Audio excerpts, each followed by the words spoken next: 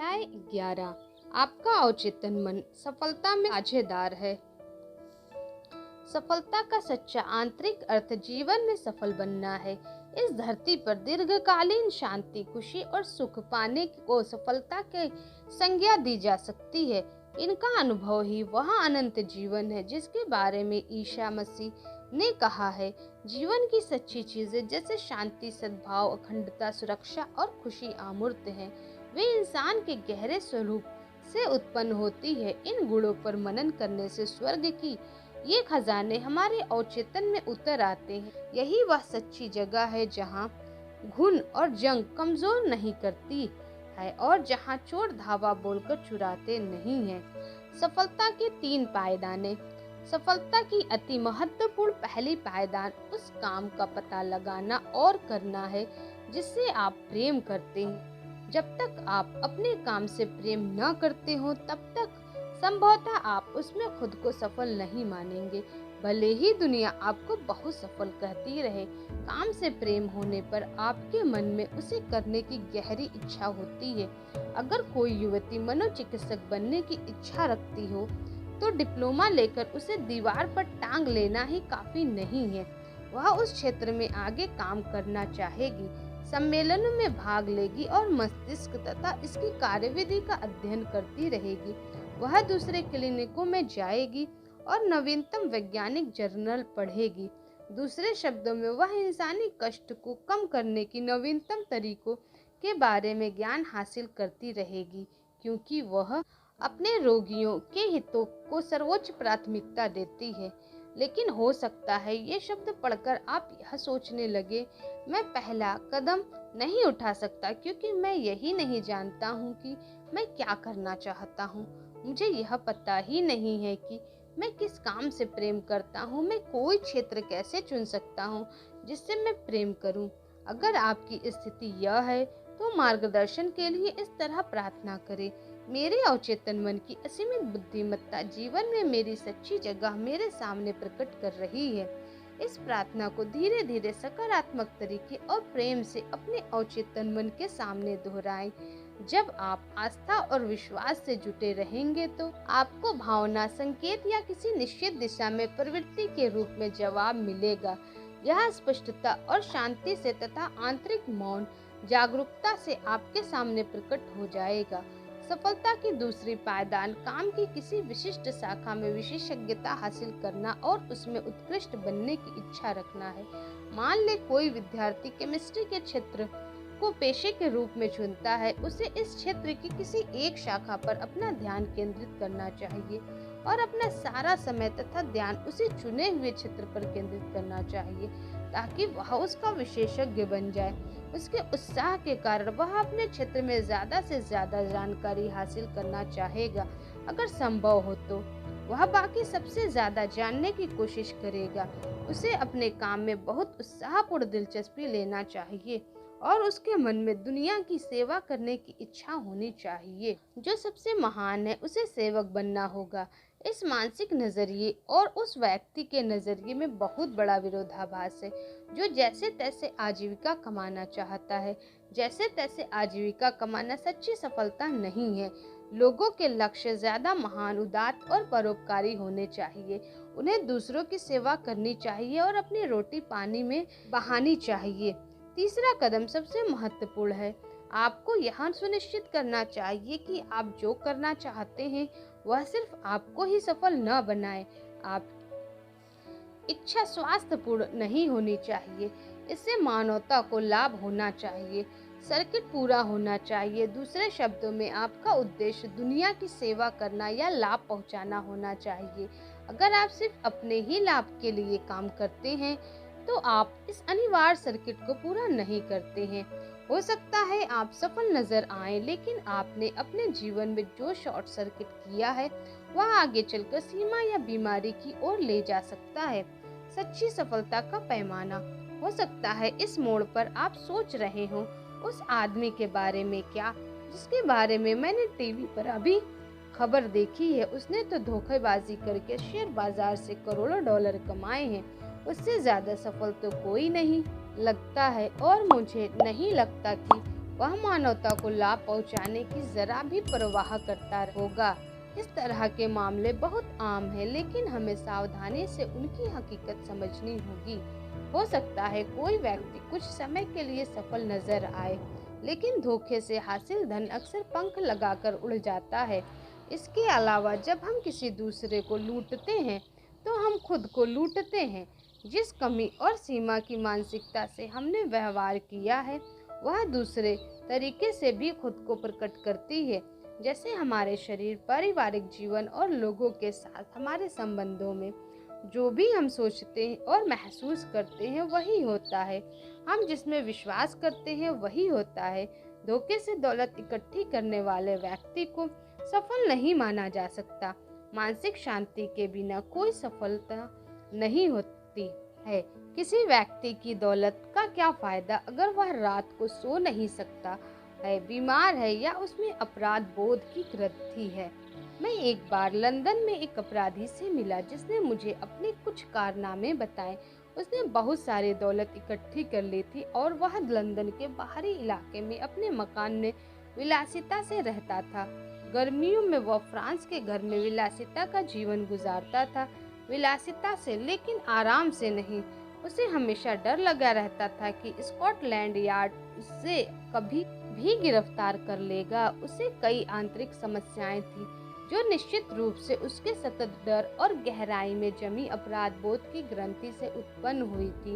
वह जानता था कि उसने गलत काम किए हैं। अपराध की इस गहरे एहसास ने उसकी ओर बहुत सी मुश्किलों को आकर्षित किया। बाद में मैंने सुना कि उसने खुद को पुलिस के हवाले कर दिया और जेल की सजा काटी। जेल से छूटने के बाद उसने मनोवैज्ञानिक और आध्यात्मिक सलाह ली, जिससे उसका काया पलट हो गया। वह नौकरी करने लगा और कानून का पालन करने वाला ईमानदार नागरिक बन गया। उसे वह मिल गया जिसे करने से उसे प्रेम था। अब वह जीवन में पहली बार खुश था। सफल व्यक्ति अपने काम से प्रेम करता है और खुद को पूरी तरह व्यक्त करता है। सफलता सिर्फ दौलत इकट्ठी करना नहीं है, या तो इससे ऊंचे आदर्श पर निर्भर करती है। सफल व्यक्ति वह है जिसने गहन मनोवैज्ञानिक और आध्यात्मिक समझ हासिल कर ली है। आज के कई महान बिजनेसमैन सफलता के लिए अपने अवचेतन मन के सही उपयोग पर बल देते हैं। वे किसी आगामी प्रोजेक्ट को इस तरह देखते हैं जैसे वह पहले ही पूरा हो चुका हो। उसकी साकार तस्वीर देखने और अपनी प्रार्थनाओं के परिणाम को महसूस करने के बाद उनका अवचेतन मन उस प्रोजेक्ट को पूरा कर देता है। अगर आप किसी लक्ष्य की स्पष्टता से कल्पना कर सके तो आपको आवश्यक चीजें मिल जाएंगी। ये चीजें आपको अवचेतन मन की चमत्कारी शक्ति द्वारा ऐसे तरीके से मिलेंगी जिनके बारे में आप कुछ नहीं जानते हैं। सफलता की 3 पायदानों पर विचार करते समय आपको अपने अवचेतन मन की रचनात्मक शक्तियों को कभी नहीं भूलना चाहिए।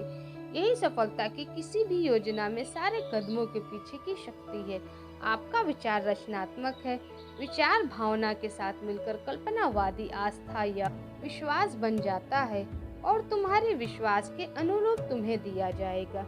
जब आप समझ लेते हैं कि आपके भीतर एक प्रबल शक्ति है जो आपकी सारी इच्छाओं को साकार करने में सक्षम है, तो आपको आत्मविश्वास और शांति का एहसास मिलता है।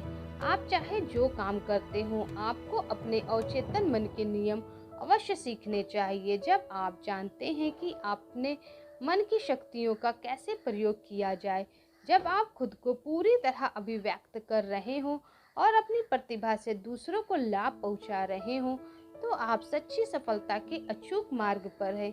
अगर आप ईश्वर के काम या इसके किसी हिस्से में जुटे हैं, तो ईश्वर आपके साथ है। ऐसे में कौन आपके खिलाफ टिक सकता है? धरती या आसमान में ऐसी कोई शक्ति नहीं है जो आपको सफलता तक पहुंचने से रोक सके। उसने अपना सपना कैसे साकार किया? हॉलीवुड में मैं एक अभिनेता से मिला जिसका नाम शायद हर फिल्म देखने वाले या टेलीविजन प्रेमी को मालूम होगा। उसने मुझे बताया कि वह मिडवेस्ट में एक छोटे से खेत पर पला बड़ा था। उसका परिवार जैसे तैसे गुजारा करता था। उसके मनोरंजन का एकमात्र साधन पुराना ब्लैक एंड व्हाइट टीवी था जिस पर मुश्किल से 2 चैनल आते थे। इसके बावजूद उसने अभिनेता बनने का सपना देखा। यह सपना उसके दिलो दिमाग पर दिनों दिन हावी होता चला गया। उसने बताया, जब मैं बाहर खेतों में काम करता था या खलिहान में गायों को वापस लाता था, तब भी मैं सारे समय कल्पना करता था कि मेरा नाम एक बड़े थिएटर के बाहर बड़े बड़े अक्षरों में लिखा है। मैंने हर चीज स्पष्टता से देखी। प्रशंसकों की भीड़ शोर मचा रही है, इंटरव्यू लेने वाले मुझे घेरे हुए हैं। मैं यह तस्वीर बरसों तक देखता रहा। आखिरकार मैंने घर छोड़ दिया। मैं लॉस एंजलिस पहुंच गया और मुझे फिल्मों तथा टीवी कार्यक्रम में एक्स्ट्रा का काम मिल गया। जल्दी ही मुझे अभिनेता के रूप में पहली भूमिका मिल गई। प्रीमियर की रात जब मैं कार से थिएटर पहुंचा तो बेहोश होते होते बचा। वहां पर मेरा नाम बड़े बड़े अक्षरों में रोशनी में चमक रहा था। भीड़ थी और अखबार के रिपोर्टर थे। सब कुछ वैसा ही था जैसा मैंने बचपन में कल्पना की थी। उसने आगे कहा, मुझसे ज्यादा कौन जान सकता है कि लगातार की गई कल्पना की शक्ति सफलता दिला सकती है। सपने की फार्मेसी हकीकत बन गई। कुछ साल पहले मैं एक युवक फार्मासिस्ट से मिला जिसका नाम मैरी एस था। वह एक बड़े चेन ड्रग स्टोर के प्रिस्क्रिप्शन डिपार्टमेंट में काम करती थी। एक दिन जब वह मेरे लिए दवा बना रही थी तो मैंने उससे पूछा कि उसे यह नौकरी कैसे लगती है। ओह ठीक है, उसने कहा था, तनख्वाह और कमीशनों से काम चल जाता है। इसके अलावा कंपनी मुनाफा भी बांटती है। अगर किस्मत अच्छी रही तो मैं इतनी कम उम्र में रिटायर हो जाऊंगी कि जीवन का आनंद ले सकूं। पल भर के लिए खामोश रहने के बाद मैंने पूछा, क्या आपने बचपन का यही सपना देखा था जब आपने फार्मासिस्ट बनने का फैसला किया था? उसके चेहरे पर मुश्किल का भाव आ गया। वह बोली, नहीं, मेरा ख्याल है नहीं। मैंने हमेशा खुद को अपने स्टोर की मालकिन के रूप में देखा था। मैं चाहती थी कि जब मैं सड़क पर जाऊं तो लोग नाम लेकर मुझे हेलो कहें। मैं भी उन सबके नाम जानती थी क्योंकि मैं उन्हें दवाएं देती थी। आप सोचेंगे कि यह अजीब है, लेकिन मैंने इस बारे में भी सपने में देखा है कि माता पिता अपने बीमार बच्चे की दवा के लिए मुझे आधी रात को फोन कर रहे हैं। मैं अपने पजामे के ऊपर कपड़े पहनकर नीचे स्टोर तक जा रही हूँ और उन्हें उनकी जरूरत की दवा दे रही हूँ। मेरे सपने की तस्वीर किसी बड़े स्टोर के काउंटर के पीछे 9 से 5 की नौकरी जैसी नहीं थी। निश्चित रूप से नहीं, मैंने कहा, लेकिन आप अपने सपने को पूरा करने की कोशिश क्यों नहीं कर रही हैं? क्या आप उसमें ज्यादा खुश और सफल नहीं होंगी? अपनी नजरें ऊपर रखें, यहाँ से बाहर निकले, अपना खुद का स्टोर शुरू करें। मैं कैसे कर सकती हूँ? उसने अपने सिर हिलाते हुए कहा, उसमें बहुत पैसे लगेंगे और हम इस वक्त जैसे तैसे महीना काटते हैं। इसके बाद मैंने उसे एक अद्भुत सच्चाई बताई। वह जिसे भी सच मानती थी उसे वह अस्तित्व में ला सकती थी। मैंने उसे अवचेतन मन की शक्तियों के बारे में बताया। वह जल्दी ही समझ गई कि अगर वह अपने अवचेतन मन तक स्पष्टता और विशिष्ट विचार पहुंचा दे तो वे शक्तियां किसी तरह उसे साकार कर देंगी। वह कल्पना करने लगी कि वह अपने खुद के स्टोर में थी। उसने मानसिक रूप से बोतलें जमाई, पर्चों पर लिखी दवाएं बनाई और ग्राहकों का इंतजार करने की कल्पना की जो उसके पड़ोसी और मित्र भी थे। उसने अच्छे खासे बैंक बैलेंस की तस्वीर भी देखी। मानसिक रूप से वह अपने काल्पनिक स्टोर में काम करने लगी। अच्छी अभिनेत्री की तरह उसने अपनी भूमिका अच्छी तरह निभाई। मैं जिस तरह अभिनय करूंगी वैसी ही बन जाऊंगी। वह पूरे दिल से अभिनय में जुट गई। वह इस तरह जीती, चलती और काम करती थी जैसे वह स्टोर की मालकिन हो। कुछ साल बाद मैरी ने मुझे चिट्ठी लिखकर बताया कि हमारी बातचीत के बाद उसके जीवन में कैसा मोड़ आया। जिस चेन स्टोर में वह काम करती थी वह एक नए मॉल के बड़े स्टोर से प्रतिस्पर्धा में दिवालिया हो गया। इसके बाद वह एक बड़ी ड्रग कंपनी में ट्रैवलिंग रिप्रेजेंटेटिव का काम करने लगी और एक ऐसा इलाका संभालने लगी जिसमें कई राज्य थे। एक दिन काम के सिलसिले में उसे अपने इलाके के पश्चिमी कोने के एक छोटे कस्बे में जाना पड़ा। उस कस्बे में दवा की सिर्फ एक ही दुकान थी। वह वहां पहले कभी नहीं गई थी, लेकिन जिस पल वह अंदर गई उसने उसे पहचान लिया। यह हूबहू उसी स्टोर जैसी थी जिसका सपना उसने अपनी कल्पना में इतनी स्पष्टता से देखा था। अचंभित होकर उसने स्टोर के बूढ़े मालिक को इस अद्भुत संयोग के बारे में बताया। इस पर मालिक ने उसे बताया कि वह रिटायर तो होना चाहता है, लेकिन अपना स्टोर किसी बड़े कॉरपोरेशन को नहीं बेचना चाहता, क्योंकि यह स्टोर 3 पीढ़ियों से उसके परिवार में है। कई बार की बातचीत के बाद मालिक ने उसे स्टोर खरीदने के लिए पैसे उधार देने का प्रस्ताव रखा। बिजनेस से होने वाले मुनाफे से वह कर्ज की किश्त पटा सकती थी। युवा महिला अपने परिवार सहित उस कस्बे में आ गई और जल्द ही उसने एक बड़े पुराने मकान का डाउन पेमेंट दे दिया, जो स्टोर के पास ही था। अब जब वह सुबह स्टोर जाती तो पास से गुजरने वाला हर व्यक्ति उसका नाम लेकर हेलो कहता। सब उसे जानते हैं क्योंकि वह उन्हें दवाएं देती है। बिजनेस में अवचेतन मन का उपयोग करना। कुछ साल पहले मैंने बिजनेस एग्जीक्यूटिव के एक समूह के सामने कल्पना और अवचेतन मन की शक्तियों पर भाषण दिया। भाषण में मैंने यह बताया कि महान जर्मन कवि गेटे मुश्किलें और समस्याएं आने पर अपनी कल्पना का किस तरह प्रयोग करते थे। गेटे की जीवनी लेखकों के अनुसार वे घंटों तक अकेले काल्पनिक बातचीत किया करते थे। वे कल्पना करते थे कि उनका कोई दोस्त उनके सामने बैठा है और उन्हें सही जवाब दे रहा है। दूसरे शब्दों में वे यह कल्पना करते थे कि उनका दोस्त उनकी समस्या के बारे में उन्हें सही या उचित सलाह दे रहा है। वे उस दोस्त की सामान्य मुद्राओं और बोलने की खास अंदाज की कल्पना करते थे। वे इस पूरे काल्पनिक दृश्य को जितना वास्तविक और स्पष्ट बना सकते थे, बना लेते थे। इस भाषण में एक युवा स्टॉक ब्रोकर भी मौजूद थी। उसने गेटे की तकनीक अपना ली। वह एक परिचित करोड़पति निवेशक से काल्पनिक बातचीतें करने लगी, जिसने एक बार शेयरों की समझदारी भरे सुझाव के लिए उसे बधाई भी दी थी। उसने इस बातचीत का तब तक अभिनय किया जब तक कि उसने मन में यह मनोवैज्ञानिक विश्वास के रूप में अंकित नहीं हो गया। इस ब्रोकर की आंतरिक बातचीत और नियंत्रित कल्पना निश्चित रूप से उसके लक्ष्य के अनुरूप भी थी। उसका काम अपने क्लाइंट्स को दमदार निवेश का सुझाव देना था। जीवन में उसका लक्ष्य था कि वह अपने क्लाइंट्स को ज्यादा से ज्यादा लाभ पहुंचाए और अपनी समझदारी भरी सलाह से उन्हें समृद्ध बनाए। वह अब भी अपने बिजनेस में अवचेतन मन का उपयोग कर रही है और अपने क्षेत्र में बहुत सफल है। एक प्रमुख वित्तीय पत्रिका में हाल ही में उसका इंटरव्यू भी छपा है। 16 साल का लड़का असफलता को सफलता में बदलता है। 16 साल का टॉड एम ने मुझे बताया, मैं हर चीज में असफल हो रहा हूँ। मैं नहीं जानता कि ऐसा क्यों हो रहा है। मुझे लगता है कि मैं निरा मूर्ख हूँ।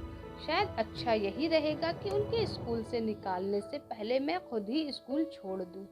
आगे की बातचीत में मुझे पता चला कि टॉड का नजरिया ही गड़बड़ था।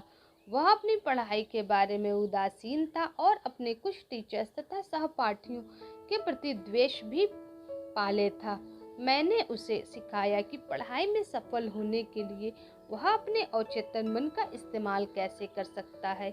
वह दिन में कई बार कुछ सच्चाइयों का घोषणा करने लगा, खास तौर पर सोने से ठीक पहले और सुबह जागने के ठीक बाद। जैसा हम देख चुके हैं, अवचेतन मन तक विचार पहुंचाने के लिए ये सबसे अच्छे समय होते हैं। उसने यह सकारात्मक घोषणा की, मुझे एहसास है कि मेरा अवचेतन मन यादों का भंडार है या हर उस चीज का संग्रह करता है जो मैंने पढ़ी है या टीचर्स के लेक्चर में सुनी है। याददाश्त आदर्श है, बशर्ते मैं इसका इस्तेमाल करने का चुनाव करूं। मेरे अवचेतन मन की असीमित बुद्धिमत्ता मुझे वह हर चीज लगातार बताती है जो मुझे परीक्षा में जानने की जरूरत है, चाहे वह लिखित हो या मौखिक। मैं अपने सभी टीचर्स और सहपाठियों के प्रति प्रेम और सद्भाव दर्शाता हूँ। मैं सचमुच चाहता हूँ कि वे सफल हो और उन्हें सभी अच्छी चीजें मिले। टॉड अब पहले से बहुत ज्यादा स्वतंत्रता का आनंद ले रहा है। उसे अब हर विषय में ए ग्रेड मिल रहा है। वह लगातार कल्पना करता है कि उसके टीचर्स और माता पिता पढ़ाई में उसकी सफलता पर उसे बधाई दे रहे हैं। खरीदने और बेचने में सफल कैसे बने। खरीदते या बेचते समय याद रखें कि आपका चेतन मन स्टार्टर और आपका अवचेतन मन मोटर है। आप मोटर चालू करेंगे तभी यह काम शुरू कर पाएगी। आपका चेतन मन आपके अवचेतन मन की शक्ति को जगाता है। अपनी अस्पष्ट इच्छा, विचार या छवि को अपने अवचेतन मन तक पहुंचाने का पहला कदम उसे शांत करना है। ध्यान को गतिहीन करना है, स्थिर होना है और शांत बनना है। शिथिल, निष्क्रिय और शांत मानसिक नजरिया बाहरी मामलों तथा गलत विचारों को अवचेतन मन तक पहुंचने और लक्ष्य में हस्तक्षेप करने से रोकता है। यही नहीं, मस्तिष्क के शांत, निष्क्रिय और ग्रहणशील नजरिए में न्यूनतम प्रयास की जरूरत होती है। दूसरा कदम मन चाहे परिणाम की वास्तविकता की कल्पना करना है। उदाहरण के लिए हो सकता है आप कोई मकान खरीदना चाहते हो। अपनी शिथिल मानसिक अवस्था में आप इस तरह घोषणा करते हैं, मेरे अवचेतन मन की असीम बुद्धिमत्ता परम बुद्धिमान है। यह मुझे अपनी सारी जरूरतों को पूरा करने वाला आदर्श मकान बताती है जिसे मैं खरीद सकता हूँ। मैं अब इस आग्रह को अपने अवचेतन मन को सौंप रहा हूँ। मैं जानता हूँ कि यह मेरे आग्रह की प्रकृति के अनुरूप प्रतिक्रिया करेगा।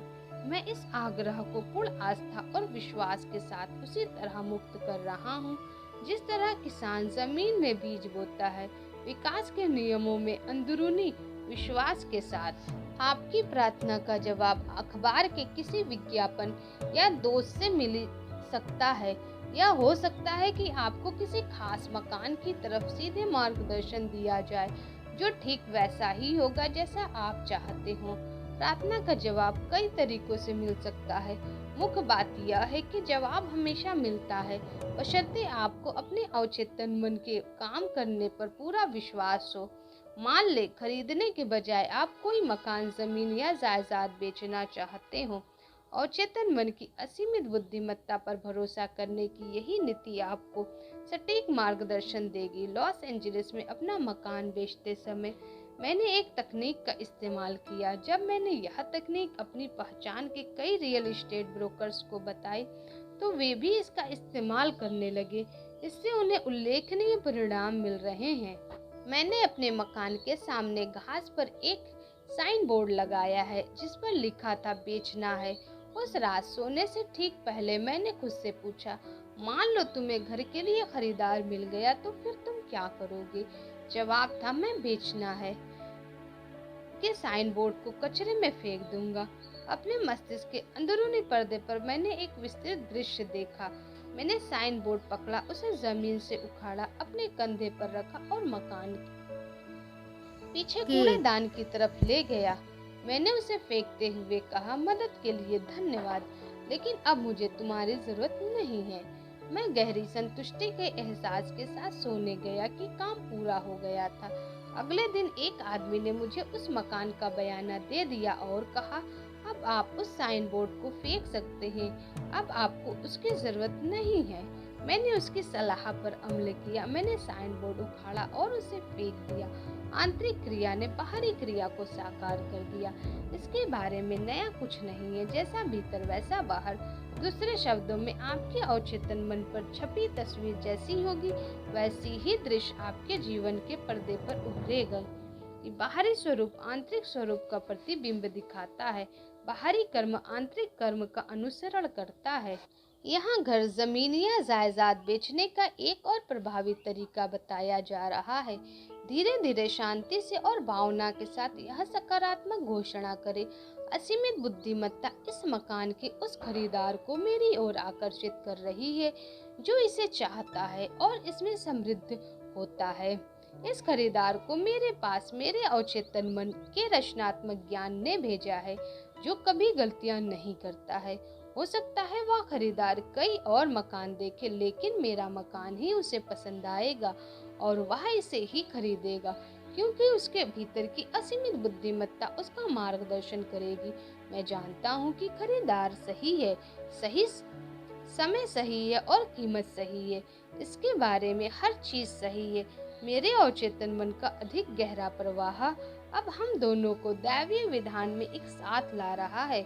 मैं जानता हूँ कि ऐसा ही है। हमेशा याद रखें कि आप जिसे खोज रहे हैं वो अभी आपको खोज रहा है। कोई न कोई हमेशा रहता है जो उसी मकान या जायदाद को खरीदना चाहता है जिसे आप बेचना चाहते हैं।